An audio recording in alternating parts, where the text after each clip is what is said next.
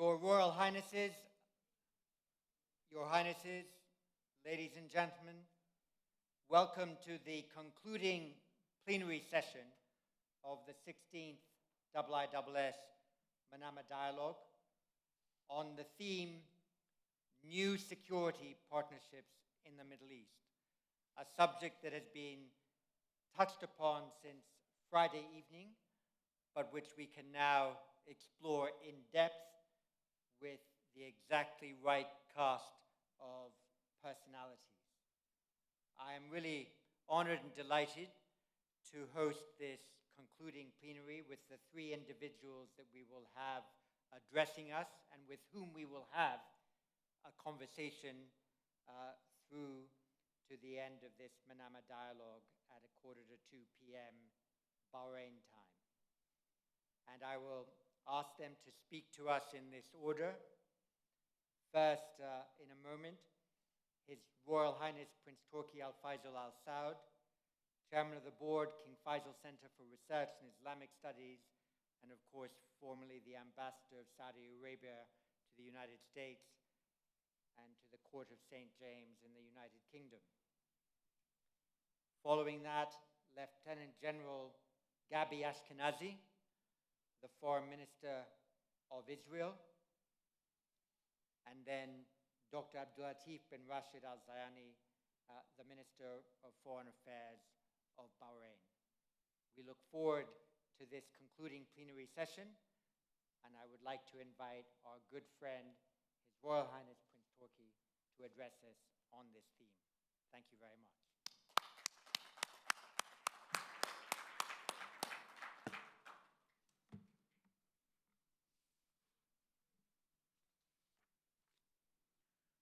Bismillah ar-Rahman ar-Rahim.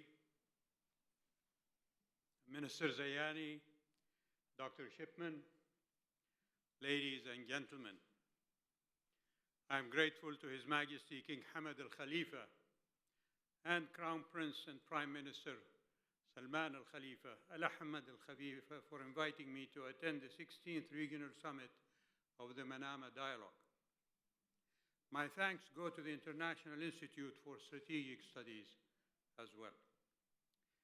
I am here in my personal capacity, and the words I speak express my opinions.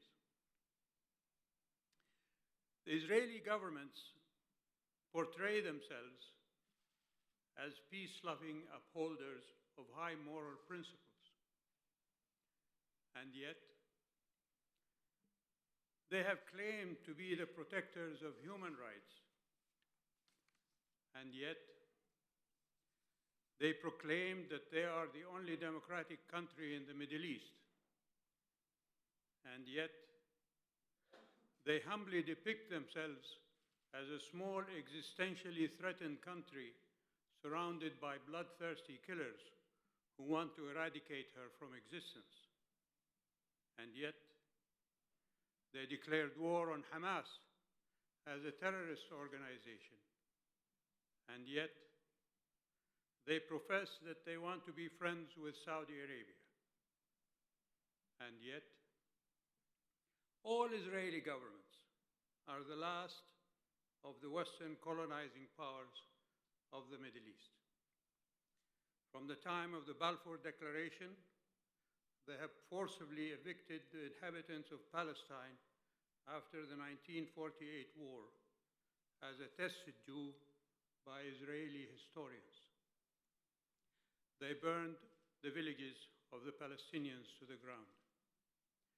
They repeated that calumny after the 1967 war, when more of the inhabitants of what remained after the 1948 war were equally dispossessed of their lands. Despite several UN Security Council resolutions rejecting the acquisition of territory by force of arms, all Israeli governments paid no heed to them. They continued to colonize more territory of the lands they occupied in 1967 against the Geneva Conventions that prohibit the change of the status of occupied territories. While doing that, they built a wall, the apartheid wall, to prevent the inhabitants of the lands they colonized from returning to their stolen properties. The International Court of Justice issued a ruling that the wall is illegal. They ignored that ruling. And yet, Israeli governments have arrested thousands of the inhabitants of the lands they are colonizing and incarcerated them in concentration camps under the flimsiest of security accusations, young and old, women and men, who are rotting there without recourse to justice. They are demolishing homes as they wish, and they assassinate whomever they want to. And yet, the Israeli Knesset passed a law that defines the citizenship of Israel as exclusively Jewish, denying the non-Jewish inhabitants of Israel of equal rights under the law. What kind of democracy is that? And yet, Israel is the most powerful military between the Atlantic and the Urals. Its might is displayed in its ability to bomb adversaries in Syria willy-nilly, without them daring to raise a finger, as it were, in defense. Not to mention its previous military exploits in 1967 and the raids on Entebbe and Tunis, to the repeated onslaughts on Lebanon. More than 200 nuclear weapons are their so-called Armageddon deterrent. And yet, while waging wars on Hamas, Israeli governments are funneling Qatari financial support for what they say is a terrorist group. And yet, proffering friendship to the Kingdom of Saudi Arabia has not stopped the successive Israeli governments from unleashing their political minions and their media hounds from all countries to denigrate and demonize Saudi Arabia. And yet, it is Israel that has occupied neighboring Arab lands, not the reverse. What the Arabs have waged since 2002 is the Arab Peace Initiative. I repeat, Peace Initiative, which all Israeli governments rejected at every turn. We heard from Minister Zayani that the initiative is the policy of all Arab countries, including the ones who made peace with Israel. He also called on the Israeli government to build on the recent peace accords to achieve the comprehensive peace we all seek. The Arab Peace Initiative is also the policy of all of the 57 members of the Organization of Islamic Cooperation. We heard on numerous occasions from the custodian of the two holy mosques, King Salman, and Crown Prince Mohammed bin Salman, that a Palestinian state with its capital in East Jerusalem and a fair solution for the Palestinian refugees is the only peaceful option for all of us. You cannot treat an open wound with palliatives and painkillers. The Abrahamic Accords are not divine writ. If they are based on geography, then there can be no Abrahamic Accords without the inclusion of the land of Abraham, Mecca al-Mukarramah. For that to happen, the Arab Peace Initiative must be implemented with regard to Palestine. So I call on the people of Israel to take the extended hand of peace and end this tragic charade. Only then can we together meet the other colonizing pretender that boasts about its control of 4 Arab capitals: Beirut, Damascus, Sana'a, and Baghdad. Thank you.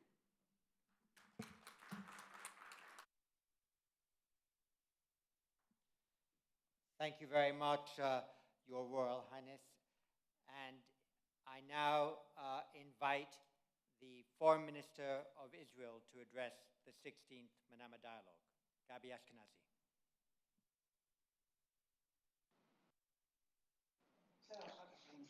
Thank you. First, I would like to thank my colleague, Dr. Latif Zayani, Bahraini Foreign Minister, for inviting me to this important Manama dialogue. At the beginning of my remark, I would like to express my regret on the comments of the Saudi representative, the foreign minister. I don't believe that they reflect the spirit and the changes taking place in the Middle East. And I will refer to them during the rest of my comment. This year dialogue is a milestone. We are about to embark on a new era of peace, hope, and a better future. Focusing on the one hand on cooperation, technology, innovation, and other fields and aspects of life, and on the other hand on security and stability.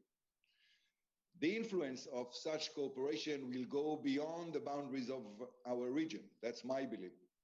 These agreements are an historic breakthrough made possible by a boldness and a vision of leaders, His Majesty King Hamad and Crown Prince Salman bin Hamad of Bahrain and the Crown Prince of the UAE, His Highness Sheikh Mohammed bin Zayed. I'm also want to thank our ally, the United States, President Donald Trump, and his professional and very dedicated team headed by Mr. Jared Kushner. The U.S. is Israel's indispensable strategic ally. We are very proud of our friendship. It is bipartisan in nature and based on shared values and common interests. We are very grateful for the U.S. contribution to the regional security and stability, and I believe all of us are in debt to its continuing presence in our region.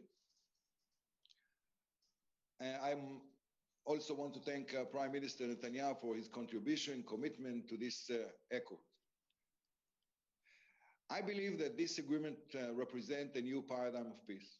They symbolize the choice of a better future over the past, of agreement and consensus over disagreement, and a hope of a promise over despair. These agreements are not just piece of paper, they are changing the reality on the ground. I have had the privilege of hosting Bahraini Foreign Minister, my friend, Dr. Abdullatif Zayani, and just last week, the Minister of Industry, Trade and Tourism, Mr. Zayad bin Rashid Zayani. We are working to open the skies for Israeli tourists and businessmen to visit Bahrain and UAE and vice versa. This would not have been possible without the approval of the Kingdom of Saudi Arabia, and we are very grateful for this support. It is my strong belief that the Abraham Accords are not and should not be a closed club, but rather a constantly expanding circle of cooperation members in the region. We trust in the continuing bipartisan support of the United States. Ladies and gentlemen, the Middle East today is divided into two clear camps. Those that have chosen peace, a better future for their children, economic prosperity, and regional stability. And on the other side, those led by Iran and its proxies, who have chosen the path of war, violent extremism, and terrorism. Since the nuclear deal came into force in 2015, the Middle East has experienced an unprecedented time of disruption. Iran's hands and fingers are dug deep in the region, creating havoc, misery, and agony. All of us are fully committed to the goal of indefinitely blocking all paths of Iran to the bomb and disrupting and reducing the regional malign activities. 2020 is not 2015. We must learn from the lessons of recent years. We have to recognize the nature of the Iranian threat. We should recognize that indefinite does not go hand in hand with sunset. We must recognize the very important role that pressure, including strong economic sanction, play. We cannot let the faith of the people of the region be held hostage by Iranian proxies like Hezbollah in Lebanon and the Houthis in Yemen. There's corruption, economic crisis, and political stalemate is what Hezbollah has brought on the Lebanese people. We need to designate them, outlaw them, sanction them. That's the way to help the Lebanese people. The months to come will be significant in defining the future stability of the region. We would like to work closely with all our partners, including in the region. I also sincerely hope that it will open a new channel for a different dialogue with our Palestinian neighbors. As I have stated at every opportunity, international stages and other arenas, the Abraham Accords do not come at the expense of the Palestinians. Quite the opposite. They are an opportunity that should not be missed. I welcome the Palestinian decision to return to the security and civilian coordination with Israel, and I call on the Palestinians to change their minds and enter a direct negotiation with us without precondition. This is the only way to solve this conflict. We believe as Israel moved from annexation to normalization, there is a window to solve this conflict. Ladies and gentlemen, I strongly believe in my country and Israel, which is a Jewish, democratic, secure, strong, and safe.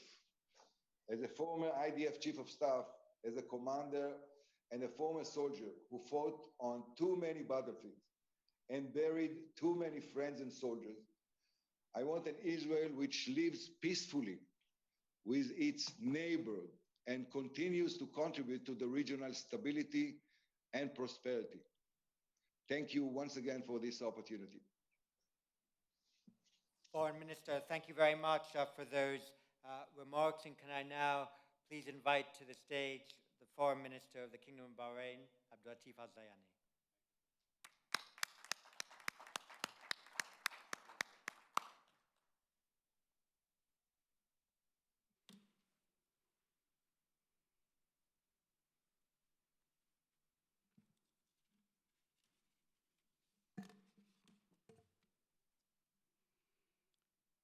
Bismillah ar-Rahman ar-Rahim. Your Highnesses, Excellencies, distinguished participants, I am very pleased to be invited to say a few words to this final plenary session of the 2020 Manama Dialogue, and I want to thank everyone who has joined us as we wrap up this year's meeting. Our concluding theme of new security partnerships in the Middle East is an important one and takes in almost all of the issues discussed in our previous sessions. In particular, I want to build on my remarks in yesterday's second plenary on the importance of Middle East security as a component of wider global security, and how both regional and international actors can contribute to this process. Today, we examine the potential for partnering with states inside and outside the Middle East to deliver this peace and security. As we do so, it is fitting that we are joined by His Highness, Prince Turki Faisal, and by His Excellency Foreign Minister Ashkenazi, because clearly the most significant development of the past year has been the signing of the Abraham Accords, and the opportunity this presents to establish genuine new partnerships for regional security. In considering these opportunities, I would like to make four broader points on security partnerships in our region. Firstly, there can be no denying that collaboration is essential to regional and national security. There is no country in our region, or arguably in the world, that can guarantee its security in isolation. Further, recent decades have clearly underscored that Gulf and Middle East security are most effectively protected when countries work together, both with regional allies and with international partners. That is surely a dynamic that will only strengthen in the coming years. But secondly, while security cooperation is necessary, it is not sufficient on its own to guarantee regional peace and stability. To achieve that, we need much broader partnership.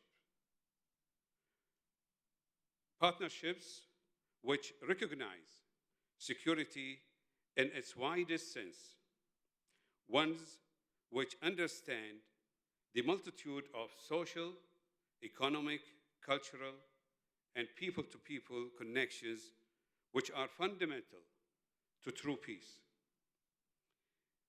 This is true in the Middle East, just as it has been repeatedly proven in other regions and continents across the world. Thirdly, I want to make the point that as we consider security partnerships and cooperation, both new and established, we should view them in terms of how they contribute to regional security, rather than seeing them as targeted against any country or interest. Our overarching goal is, and always should be, the protection of our national and shared interests within the context of a peaceful and stable region which benefits all its countries and peoples. Fourthly, and finally, in assessing and developing new security partnerships, we should not lose sight of the arrangements which have served the region well for many decades. New partnerships should be seen as complementing, not replacing the old. Ladies and gentlemen, having made these general principles, I want now to consider how they might apply in practice to potential new regional security partnerships, particularly in the context of the Abraham Accords.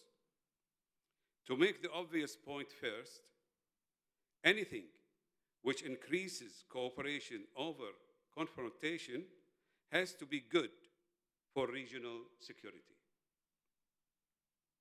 All the more so when the previous approach had for so many decades delivered so little in resolving the underlying issues.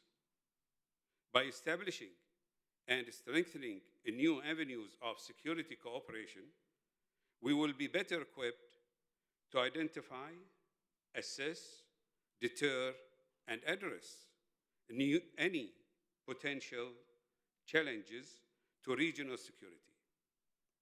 And this surely has to be beneficial both to the states concerned, but also to the wider Middle East. Further, since the signing of the accords, the approach of all three regional states, Bahrain, the UAE, and Israel, has clearly demonstrated that this is not a narrow, transactional, security-focused cooperation. Rather, all three countries have moved quickly to develop a broad and deep cooperation that ensures that the security dimension will be strongly reinforced by all those other aspects I mentioned earlier, which are so fundamental to lasting security. I want to underline here that the Kingdom of Bahrain, the new cooperation with Israel, is not reactive to any threat, nor targeted against any country. Instead, it is a proactive move intended to help consolidate security, stability, and prosperity for the entire Middle East, its countries and peoples. Of course, the ideal ultimate goal would be to evolve from this a regional security architecture that takes in all states of the Middle East, similar to other security cooperation blocs elsewhere in the world. But being realistic, we will have to start by building individual, bilateral, and multilateral partnerships which prove their value over time and which then encourage other states to engage. The single biggest contributor to this process would be a resolution of the Palestinian-Israeli conflict on the basis of a two-state solution as envisaged by the Arab Peace Initiative. Such an outcome, thank you, sir. Such an outcome would protect the rights, interests, and security of all parties, and would demonstrate beyond question the value of working together to resolve outstanding issues. Moreover, it would at long last remove a pretext to justify some of the threats we have seen to regional security, be they from states or non-state actors. And because we want this cooperation to complement, not replace, our existing relationships, it is essential that our friends and allies in the international community give the strongest and broadest possible support to these efforts, both in achieving and maintaining true regional security and in resolving the Palestinian-Israeli conflict that will be such a key component. Of course, the United States was instrumental in bringing about the Abraham Accords, and I have no doubt that it will continue to play an ongoing and vital role in regional security. But I also hope we will see renewed and redoubled partnerships with and support from other international allies who share our vision of a Middle East of peace and prosperity. Finally, a note of caution. We need to be realistic enough to recognize that our actual and potential adversaries will also be exploring the possibilities of new partnerships to further their own agendas. If we are unable to persuade these adversaries of the value of cooperation and the futility of confrontation, we will need to think about how can we at least dissuade others from assisting them. Your Highnesses, Excellencies, distinguished participants, the momentous events of the past few months have not just changed the whole dynamics of our region, they have also altered perceptions of security cooperation in the Middle East. It will clearly take some time for the full implications and opportunities of these changes to work through, but I believe that they are here to stay. I therefore look forward to hearing a range of perspectives on security cooperation in our region and to gaining a deeper understanding of how it is viewed both in the Middle East and internationally. Thank you.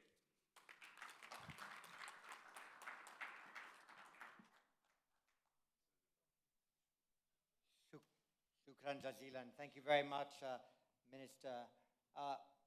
We have heard three things about the Abraham Accords. One, that to be fully valid, the Abraham Accords would need to be extended locally. Second, that the Abraham Accords are open to others. Third, that they are not aimed at any third party. And also that they have a multidisciplinary character to them, that they are not focused uniquely on a narrow definition of security cooperation. This concluding plenary is about new security partnerships in the Middle East. There will be a natural and proper discussion about the Abraham Accords. But it's also true that there are other new security partnerships in the Middle East, whether it's China's further engagement with Iran or Turkey's activity in the Eastern Mediterranean. And therefore, it's both intellectually and strategically permissible in this concluding session to raise those other features of the dynamic development of security partnerships in the Middle East. With that, I've already gained 6 speakers from the floor. I'll invite 3 or 4 of them to make their crisp interventions first, and then I'll come back to our panelists. First, could I invite from Israel, Dor Gould?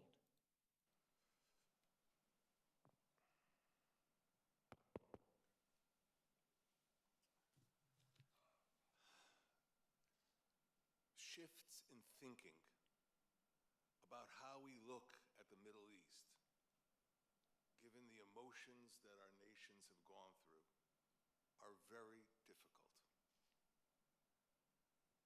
I'm addressing my comments chiefly to His Royal Highness Prince Turki Al Faisal, because I believe he comes from a country that has the capability of leading the region in a very positive direction. But we have to decide, do we want to be caught up in the accusations of the past, many of which are false, or do we want to present the young generation in the Middle East with a positive vision and really give leadership for a better future? I prefer the latter, and I know my national leader, Benjamin Netanyahu, Prime Minister of Israel, prefers the latter. I was going to ask a very simple question, but I'll ask it anyway. Do you, Prince Turki Al Faisal, do you think we have something to learn from each other? Because we're at a strategic dialogue, not an ideological dialogue. Do you think we have something to learn from each other with respect to the challenge Israel has faced from the north, from Hezbollah since the early 1980s, and the challenge you face from the south, from the Houthi militants? I'd like to hear your view.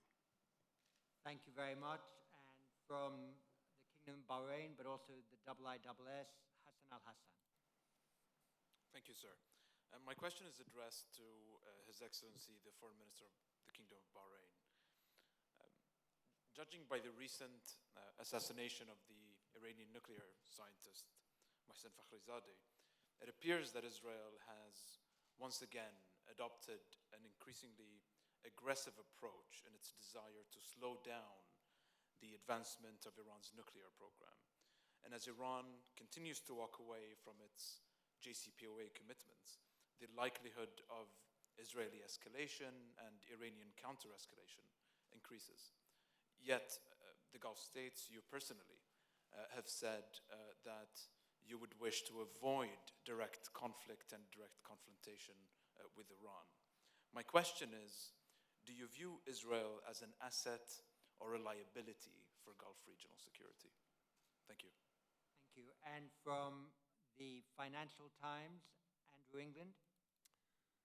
Thank you very much. I'd like to address my question to His Royal Highness Prince Turki. It was a very interesting speech, and if we compare it to Prince Bandar bin Sultan's speech a few weeks ago, the tone was very different.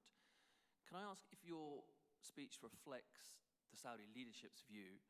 And if so, can you explain why the tone is so different? And does it in any way reflect tension in the kingdom about which direction to go? There's been speculation that King Salman, is very supportive of the cause of the Palestinians and reluctant to move towards warmer relations with Israel, and that perhaps Crown Prince Mohammed bin Salman would be more willing to move. Thank you very much. And before I return to the panel, could I invite one of our young leaders, Noor Ahmed Al-Amer. Thank you, John, and very lovely to be here with the panelists today. صاحب اسمه الملكي الأمير Turki Faisal, Foreign Minister of Israel, and Dr. Abdullatif Zayani. I just want to talk about something we all share. Can you address your remarks a little bit more towards the microphone, because we all wish to hear what you say. Of course. I just want to talk about something we all have in common, which is the climate and climate change. And we had the International Committee for the Red Cross here yesterday talking about conflict and climate, and just to highlight their report where they said that 200 million people will need humanitarian aid by 2050, doubling the need now. So the climate doesn't discriminate, and with the COVID pandemic today, it shows us exactly how seemingly distant threats can arrive right at your doorstep. So perhaps at the root of national security, we may need to begin with reconnecting ourselves with our relationship with the natural world that we come from. So my question is the following. We are saying that we're searching for peace when peace can be now. And how can we genuinely, and I ask this from the bottom of my heart, how can we genuinely work with governments to include these impediments that we have as humanity into national strategic development of our whole world? And do we genuinely feel that humanity understands the direct link between our inner state and the state of our external worlds that we see ourselves in?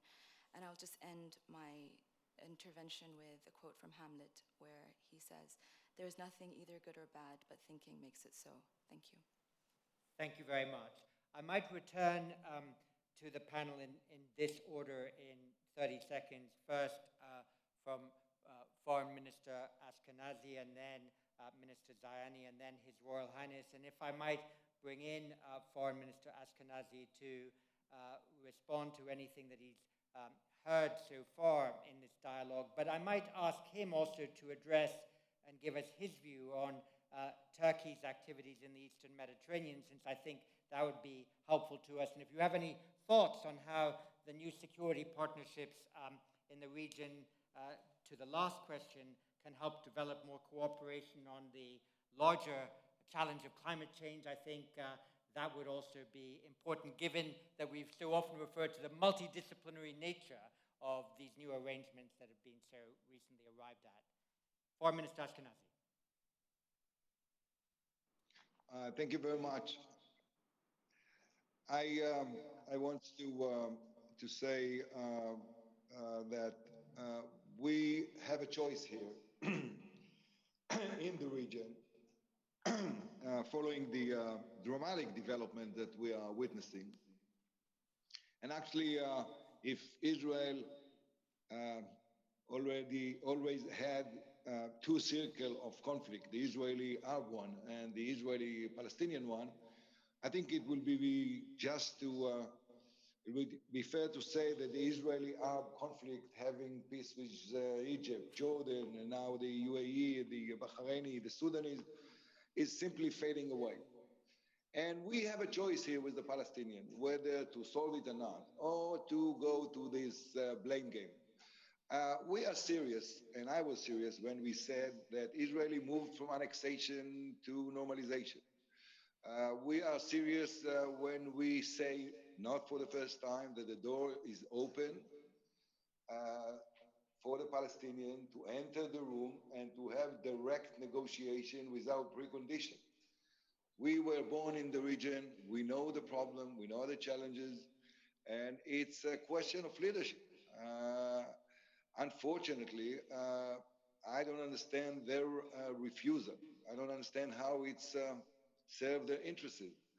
And we suggest an opportunity. Yes, it's not easy, but it's doable. And I think we are willing to solve it, not for the first time. And I don't want to go to the past and to remind to the audience and to the participant how many times there was suggestion on the table and they simply refused them. I hope that this new climate, environment, spirit of cooperation, as my colleague Dr. Abdullatif mentioned, would leverage and facilitate the opportunity for the Palestinian to um, rejoin the negotiation without precondition. I think that's the only way that we can solve this problem. And as far as the region, um, in Turkey, we are following very closely their activity in the region. We are concerned with their aggressiveness in the ISTMED. We are in a close contact with our allies in the region and with other neighboring countries in the East Mediterranean, like Greece, Cyprus, even Egypt and others. We hope that they will change the relationship between them and we will be able to find a solution for that. It's something that concerns all of us. I don't see a change with our relationship with the Turks, but we are watching very closely the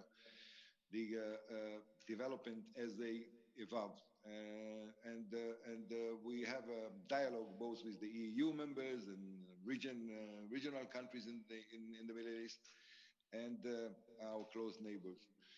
We hope that Erdogan will conduct his policies, foreign policies, differently, to include, by the way, the fact that he is hosting, as we speak, the Hamas headquarters and giving a state assistance to the Hamas by providing them passports and other issues. That's something that we are not encouraging, and obviously we are not satisfied with that.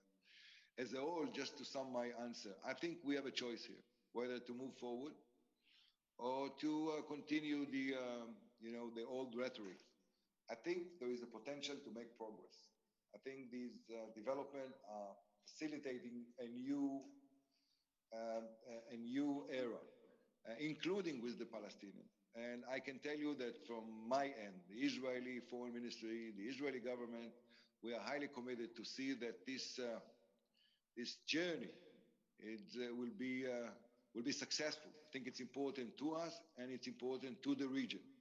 And yes, we have challenges to solve, but to describe that that's the only problem in the region, it's something which I think is not facing the reality. We have a big threat to the stability of the region, represented by Iran, and its Malayan activity in the region, its proxies, and that's something that will stand in the way to those who want stability and security in the region.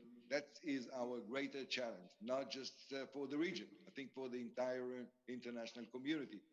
And I'm very optimistic that the latest development with our friends will enhance the ability to engage with these forces.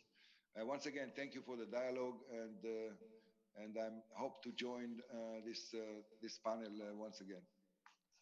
Many thanks.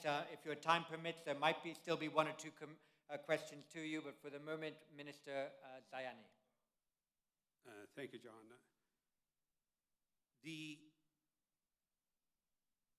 You say whether it's an asset or liability. The main thing is the asset is the process itself. Achieving the ultimate goal of peace and security and prosperity for the region. I think we all have agreed that this is the ultimate goal. Now, the means to achieve it, whether to follow the same path that was being or has been followed for the last 40, 50 years, or try to explore a new path to achieve the same objective, but hopefully with less collaterals. But this path is really the path of peace is not an easy ride. There will be a lot of obstacles along the way. There will be ups and downs. But the bedrock of that path, the path of peace, is the Israeli-Palestinian issue. Minister Ashkenazi said it's not the only issue, the Palestinian one. Well, even if it is not, but to achieve peace, we need to resolve this issue of having a population with no land, with no country.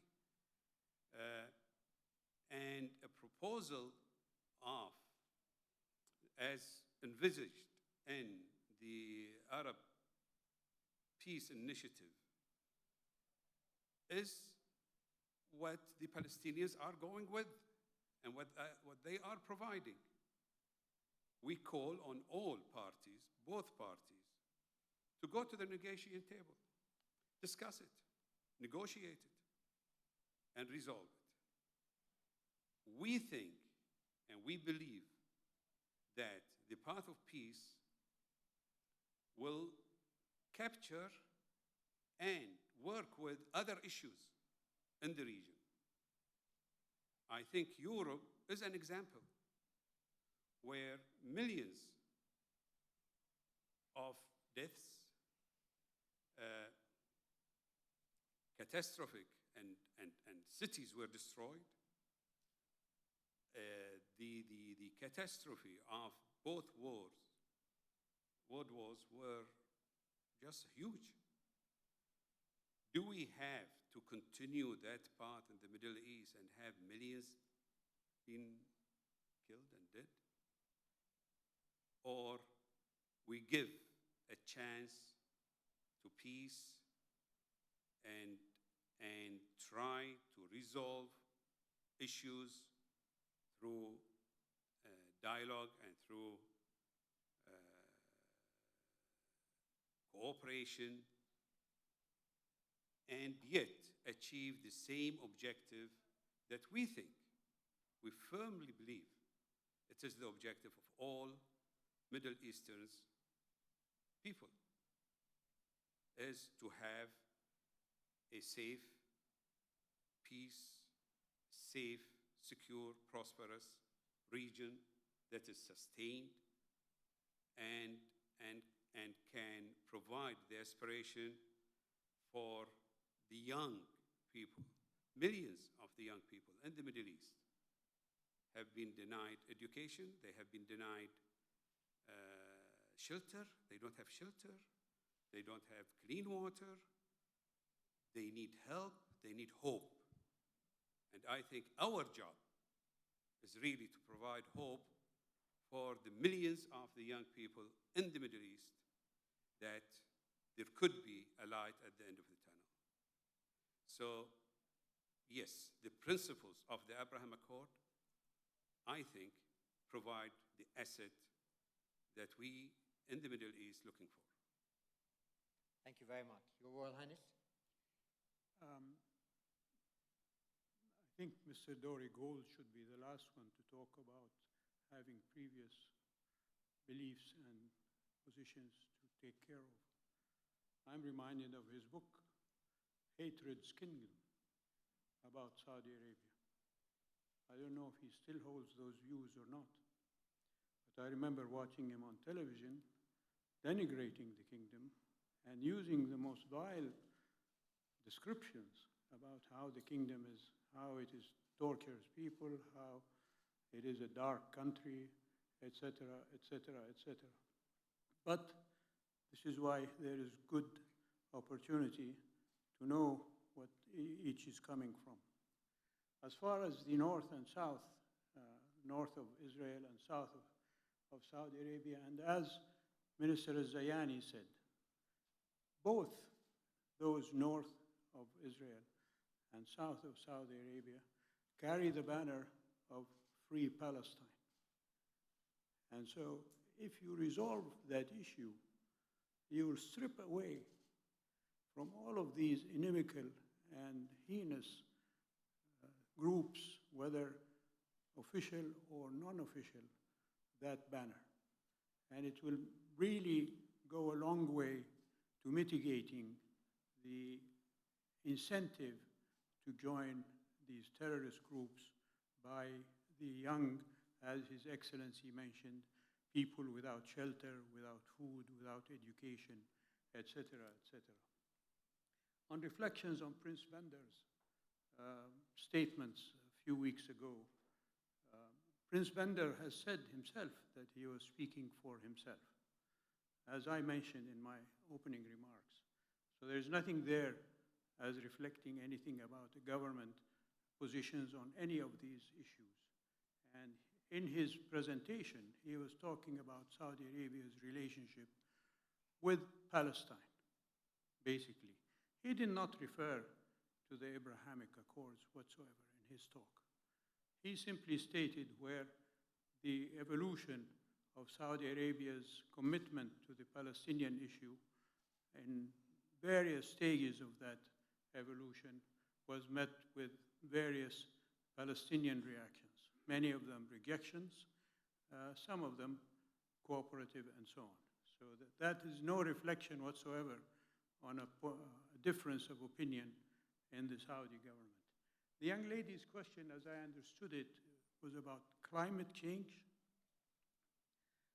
The kingdom has espoused many measures to meet the challenge of climate change. And I would advise her to look at Vision 2030 and see where the kingdom has expanded its programs, not only to minimize the gas and emissions from carbohydrates and other fuel energy sources, but also to develop solar, wind, and nuclear energy as a means of getting cleaner energy sources. And in the G20 summit, the kingdom proposed and the G20 members agreed to what is called the circular carbon economy, whereby the energy source that has carbon in it is not simply pushed away, but rather to use that component of the energy source, carbon, in constructive ways, whether it is in petrochemicals, whether it is in developing injection mechanisms to get more energy sources, etc., etc. So yes, the kingdom is very much into improving the climate, and hopefully we can all work together on that. Marvelous. Thank you very much. We're going to take 3 more interventions, and then I'll come back and give the panelists a quick final word each. But first, if I can invite Sheikha Rana bint Isa Al Khalifa. Thank you, Dr. Shipman. Is it impossible to see the emerging dynamics between the signatories of the Abraham Accords as divorced from future Middle East conflicts? Having said that, what are the panelists' thoughts on the signatories combating shared security threats moving forward? Thank you. Mohammed Al-Yaha. Hi, Mohammed Al-Yahya from Al-Arabiya. My question is for the Israeli Foreign Minister. Yesterday, the Foreign Minister of Saudi Arabia mentioned that Saudi Arabia is ready to recognize Israel on the condition that the Palestinians achieve statehood, and today Prince Turki Faisal mentioned that successive Israeli governments have rejected the Arab Peace Initiative. My question is, does this government reject the Arab Peace Initiative? And if it doesn't, does it view it as a blueprint for future negotiations or a resolution to the conflict? And finally, from the United States, David Gordon. Thank you, John. My question is to each of the panelists, and that is, do you believe that an active role by the new Biden administration in the United States could facilitate the renewal of serious negotiations between Israel and the Palestinians? Thank you very much. So with that, I will, in 10 seconds, please ask Foreign Minister Gabi Ashkenazi to take a minute or two to answer those points, and then I'll invite His Royal Highness to address those issues as well. And then I, with the Minister of Foreign Affairs of the Kingdom of Bahrain, will bring this Manama dialogue elegantly to a close. But Foreign Minister Ashkenazi first, please. Thank you very much. As I said in my opening remark, we are very serious when we suggesting to resume negotiations. We don't need to understand the importance and the vital need to resume to solve the conflict with the Palestinians. But it's not just a choice for us. Learn lessons from the past, from other initiatives, suggestions, solutions, indicated that the only way to solve this conflict is to sit together and to have a direct talk and to talk on the solution and the concessions that we have to make both sides. That's the kind of leadership that we need right now from both sides. That's why we are repeatedly saying that we are willing to enter to the room and to have this discussion. Unfortunately, this invitation was not answered, and we need an answer for that. I mean, if we are genuine and serious enough, why not to start to talk? It's a simple question. We are 10 miles apart from each other, and it's very easy to resume the negotiation. We need to find the way to solve the root cause of this solution, of this conflict. And I think it's very clear where are the gaps and probably what is the decisions that are needed to be taken. And I think that this new era in the Middle East should, I think, encourage all of us, not just us, but the Palestinians as well, to try a different way, to exploit the moment, to use the momentum that they have here, and to try to move forward. We definitely understand the need. We want a different future and direction for all the youngsters in the region, instead of dealing with the past, to engage the future.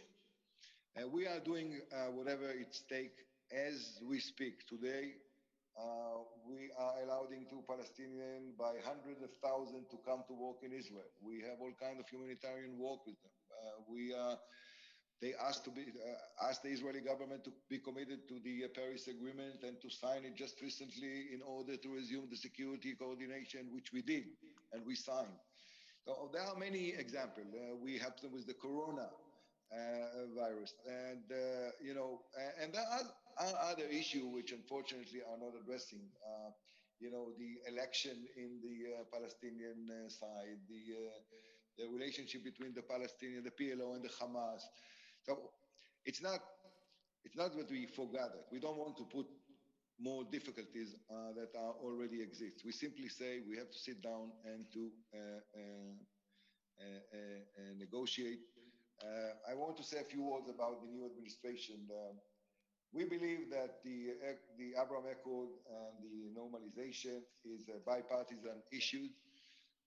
We believe that the new administration will be supportive, and we don't, based on what we have heard already from the president-elect, we believe that the new administration will be supportive and and support the latest development. Thank you. Thank you very much. Before I give the floor for the last word, as it were, to Minister of Foreign Affairs Zayani, could I just invite His Royal Highness if he has any further thoughts? Active role for the U.S. I've always said that we need what I described as the big bear behind our backs to push us towards agreement. Sometimes that has happened with the United States, other times it has been less than before. So yes, I think there should be a Biden role for achieving peace in the Middle East. I think, if I'm not mistaken, he and some of his colleagues have already said that they would support, as the Obama administration had done before when Mr. Biden was vice president, a two-state solution for the Middle East. And this is what we all seek. So yes, we need that big bear to push us behind our back so that we can turn to whatever constituencies we may have that have opposing views and tell them, look, this big bear is pushing us. We can't not go forward on that issue. And and when we talk about no conditions on talks, well, settlements in occupied territories are preconditions. So if you're going to have no conditions, remove the settlements and then enter into negotiations. That is the only fair play that you can achieve in having no conditions. So I would ask my Israeli interlocutors to consider that issue as being essential, not only to show that the grounds are equal on both sides, but also that there is goodwill. After all, these settlements are not recognized by international law, regardless of what happened from other governments about them. So, yes, have no conditions, but take away the settlements, because they are preconditions.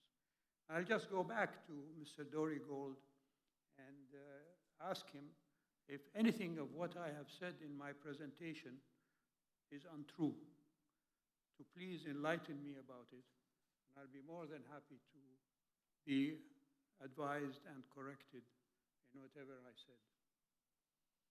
Thank you very much indeed. Before I give the floor to our friend and colleague, Foreign Minister Zayani, let me just thank Foreign Minister of Israel, His Royal Highness Prince Turki, and of course our good friend, the Foreign Minister of the Kingdom of Bahrain, Abdullatif Zayani, for helping us to conclude this 16th Manama dialogue. When the IISS established this dialogue in 2004, we always had the ambition that it would be an inclusive dialogue.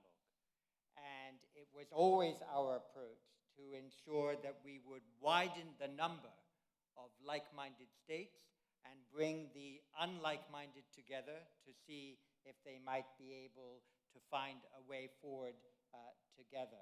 And this was also the idea that our good friend, the Foreign Minister of the Sultanate of Oman, Said Badr al-Busaidi, made in his plenary address on Saturday.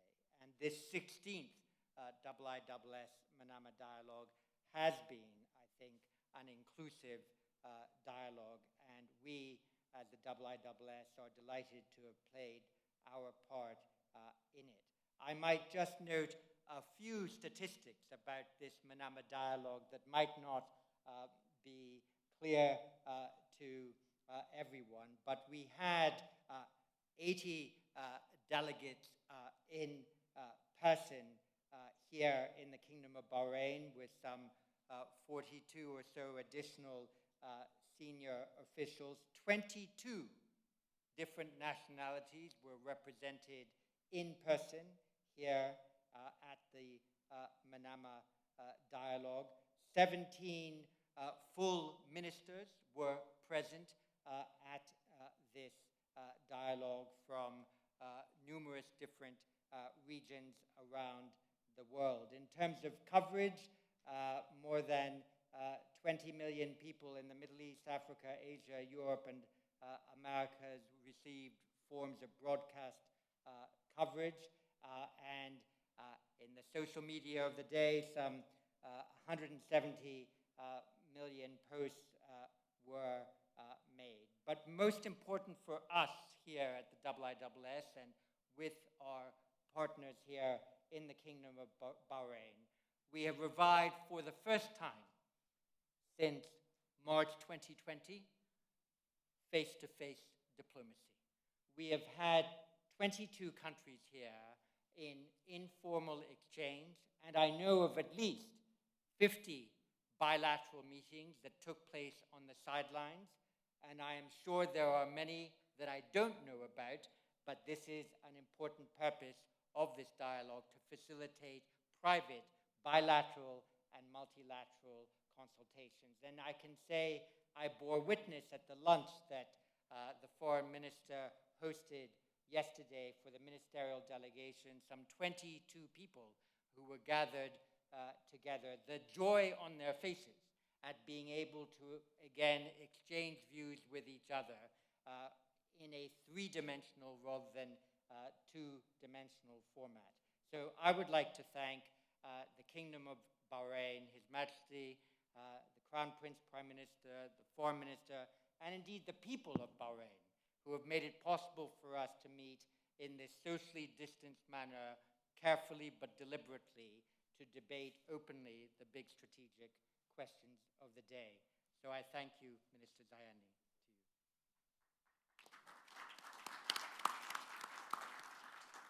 Well, thank you, sir, and congratulations for the success of the conference, of the dialogue. Allow me just to express my feelings. I'm so proud of the Bahraini spirit. The spirit of being able to conduct two events, major events, under such challenging environment, the Formula One and the Manama Dialogue. And they did it professionally, with a warm reception for our guests, and that makes me so proud. So thank you, Your Majesty, King Hamad, and Your Royal Highness, the Crown Prince, for the confidence that you have in us and for the hospitality extended to all of us, and the continued support to Manama Dialogue by them. Allow me to also thank my staff from the Ministry of Foreign Affairs. They worked really hard to make sure that we can provide all the requirements that IISS provided to us. I want to thank each and every one of you for participating and contributing to our discussions. This has been my first Manama Dialogue as Foreign Minister, and it has been a genuine, really, pleasure to learn from and share insights with such an outstanding and knowledgeable group of colleagues. I look to building on these exchanges in the coming months and years, as together we face whatever challenges may confront the Middle East and the world.